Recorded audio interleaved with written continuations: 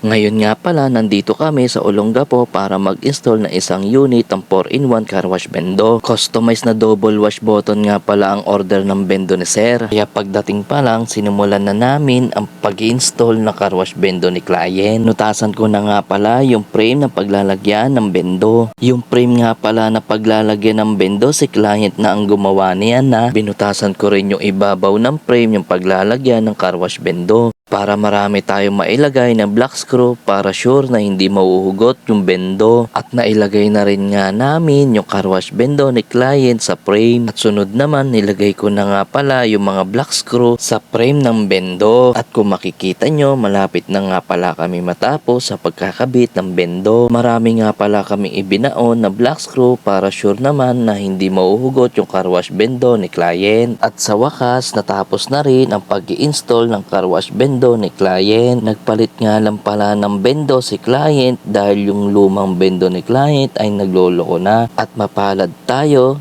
ang napili ni client sa pag-order ng car wash bendo niya. At sunod nga pala, ikinabit na rin namin yung pressure washer na belt type ni client. At pinagkakabit ko na rin yung mga inlet hose at outlet hose ng bendo. Guys, madali lang naman ikabit to ha, kasi mga quick release naman yung mga fitting sa likod ng bendo. At malapit na rin ako matapos sa pagkakabit ng mga hose ng bendo. At habang nag-i-install kami ng bendo, may mga customer na rin pala si client na nagtatanong kung mag-o-open siya ngayong araw para naman daw masubukan yung bagong car wash bendo ni client. Kasi lagi daw po kasi nagloloko yun eh. Ito na ano sila dyan. Ganda yan. Ayan, nakapit na namin. Kasi itong lumang bendo ni Sir, ayan, lagi kasi nagloloko yan, kaya pinalitan niya ng bago. Ayan, pinalitan niya ng bendo namin. Ayan. Okay na siya.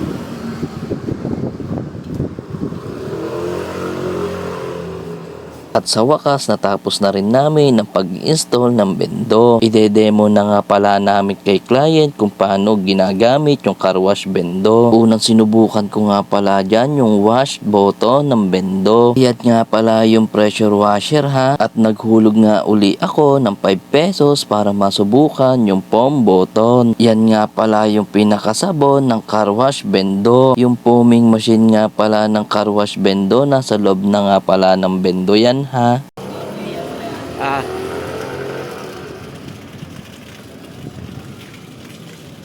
Maghuhulog ulit tayo ng 5 pesos para masubukan yung air blower.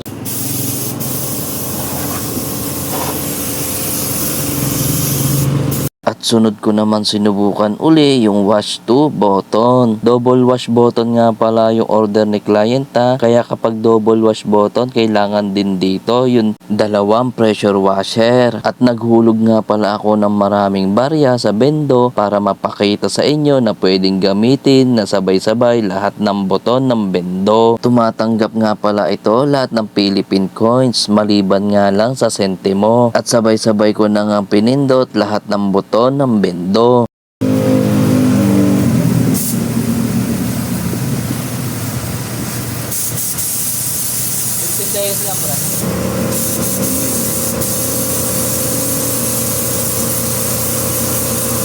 At salamat nga pala kung nakarating kayo hanggang dito sa video ko. Kaya hanggang sa muli, paalam!